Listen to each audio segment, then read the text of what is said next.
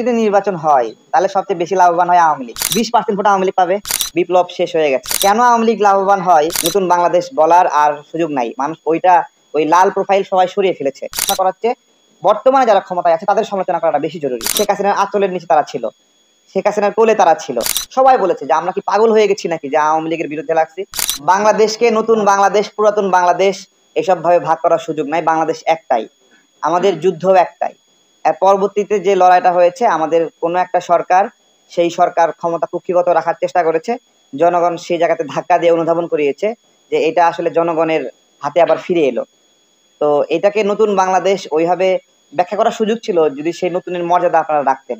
আপনারা নতুনের মর্যাদা রাখেননি এবং যারা ক্ষমতা পেয়েছে তারা ক্ষমতা পেয়েই নিজেদের আখের গুছিয়েছে। এই জন্য নতুন বাংলাদেশ বলার আর সুযোগ নাই। মানুষ ওই লাল প্রোফাইল সবাই সরিয়ে ফেলেছে। বিপ্লব শেষ হয়ে গেছে। এগুলোর প্রেরণা আর কাজ করছে না মানুষের মাঝে।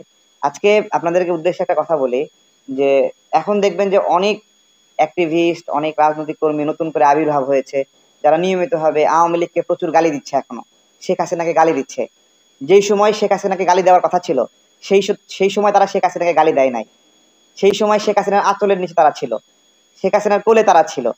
যখন শেখ হাসিনার সরকারের সমালোচনা করা উচিত ছিল, তারা সেই ট্রেনটা মিস করছে। ওই ট্রেন মিস করে এখন এসে আওয়ামী লীগকে গালি দেয়। এখন তো শেখ হাসিনা চলে গেছে, আওয়ামী লীগকে চলে গেছে। তো যেই সময় আওয়ামী লীগকে গালি দেওয়া প্রাসঙ্গিক না, সেই সময় গালি দেওয়া মানেই তাদের অন্যরকম একটা রূপ ধরা পড়ছে। দেখেন, আওয়ামী লীগের সময়ে যখন আমরা আওয়ামী লীগকে সমালোচনা করেছি, আওয়ামী লীগকে গালি দিয়েছি, ভুল ধরেছি, ওইটা কতটুকু কঠিন ছিল এটা আমরা জানি।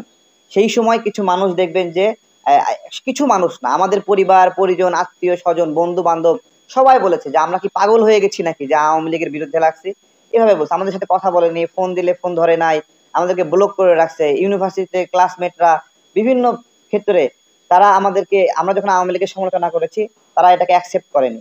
এখন আমরা যতটুকু আওয়ামী লীগের সমালোচনা করি, দেখি যে যেই মানুষগুলো আওয়ামী লীগের সমালোচনা করতে দেয়নি তারাই এখন আওয়ামী লীগের অনেক বেশি সমালোচনা করে। তো এইটা আর কি, এক ধরনের মানুষ আছে যখন যে ক্ষমতায় আসে সেই ক্ষমতার তারা অ্যাডভোকেসি করে। এখন আমরা আওয়ামী লীগের সমালোচনা কেন করব? এখন আওয়ামী লীগের সমালোচনা করার চেয়ে বর্তমানে যারা ক্ষমতায় আছে তাদের সমালোচনা করাটা বেশি জরুরি, কারণ তারা ভুল করছে। তো ওই আগেও যেরকম ভাবে আওয়ামী লীগের সমালোচনা আমরা করেছি, এখনো বর্তমানে যারা ক্ষমতায় আছে তাদের সমালোচনা করেছি। আগে যেরকম আওয়ামী লীগের দালালরা ছিল, তারা আওয়ামী লীগকে তেল দিত, ওরাও এখন বেশ বদলায় এখন ডক্টর ইউনূসকে তেল দেয়। তেল দেওয়া মানুষগুলো একই আছে, একই কাতারে আছে। তারা আগে শেখ হাসিনাকে মা বলতো, শেখ মুজিবকে বাবা বলতো, তারা এখন ডক্টর ইউনূসকে এসে বাবা বলছে। এই বাবা বলার লোকগুলো পরিবর্তন হয়নি। আর আমরা আমরা যে জায়গায় ছিলাম সে জায়গাতেই ছিলাম। আমরা তখনও ক্ষমতাকে চ্যালেঞ্জ করেছি, এখনো ক্ষমতাকে চ্যালেঞ্জ করছি। ক্ষমতাকে চ্যালেঞ্জ ওই সময় যারা করেনি, শেখ হাসিনার তখন যারা সমালোচনা করেনি, এখন শেখ হাসিনা চলে গেছে, সুযোগ পাইয়া মরা হাতিরে সবাই লাথি মারতেছে, এরকম একটা অবস্থা। পিআর পদ্ধতিতে যদি নির্বাচন হয় তাহলে সবচেয়ে বেশি লাভবান হয় আওয়ামী লীগ। কেন আওয়ামী লীগ লাভবান হয়? যে ধরেন এমনিতেই বাংলাদেশের যে অবস্থা, পিআর পদ্ধতিতে নির্বাচন হলে আলাদাভাবে এজেন্টও অতটা প্রয়োজন হবে না। দল ভিত্তিক এজেন্ট বা এগুলো অনেক কার্যক্রম কমে যাবে। এবং যদি জনপ্রতিনিধি হিসেবে নির্বাচন হয় তাহলে দেখা যাচ্ছে যে আওয়ামী লীগ ধরেন 10টা 15টা আসন পাবে। কিন্তু যদি পিআর পদ্ধতিতে নির্বাচন হয় তাহলে অন্তত 20% ভোট আওয়ামী লীগ পাবে। আচ্ছা, 20% ভোট আওয়ামী লীগ পাবে মানে কি? 3-20-এ 60 জন, 60 জন এমপি হবে আওয়ামী লীগ থেকে, তাই না? তো যারা পিআর পদ্ধতিতে নির্বাচন চাচ্ছে তারা কি এটা কখনো বিবেচনা করছে? তারা ভাবছে যে তারা হয়তোবা 3% ভোট পাবে, 3% ভোট পেলে তাহলে 3 × 3 = 9টা আসন পাবে, তারা এই চিন্তা করছে।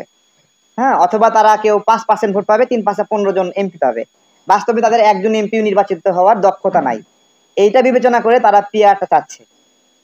আমি গতদিন বলেছি যে রাজনৈতিক দলগুলো, রাজনীতি তাদের কাছে একটা কার্যক্রম, তাদের কাছে একটা কর্মসূচি, তাদের প্ল্যান, পরিকল্পনা, অস্তিত্ব, বাণিজ্য, ট্রেড, অবশ্যই এই সবকিছু মিলে তাদের রাজনীতি।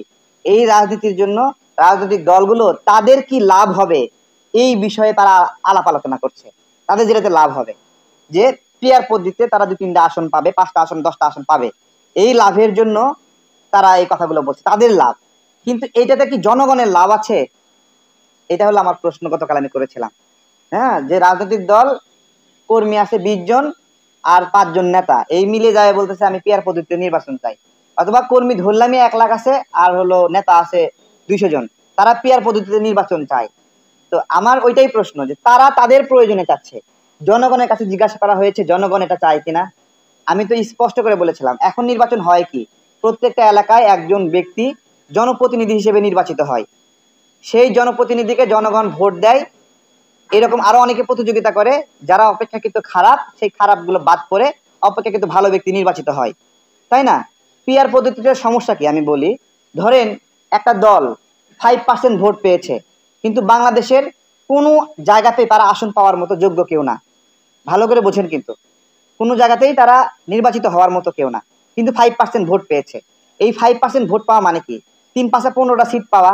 এখন এই সিটটা ধরেন আপনার নোয়াখালীতে এমন একটা আসনে গেল, ওইখানে পিয়ার পদ্ধতিতে একজন এমপি পাইলো ওই ছোট একটা দল, কিন্তু ওই জায়গায় সত্যিকার অর্থে ভোট বেশি পাওয়ার মতো অন্য একজন জনপ্রতিনিধি, হ্যাঁ, ওই জায়গাতে সে ভোট পাইছে 1 লাখের মধ্যে 2,000, এবং সারা দেশে এরকম 2,000 করে ভোট পাইয়া পাইয়া সে হলো একটা পিয়ার পদ্ধতিতে একটা এমপি হয়েছে।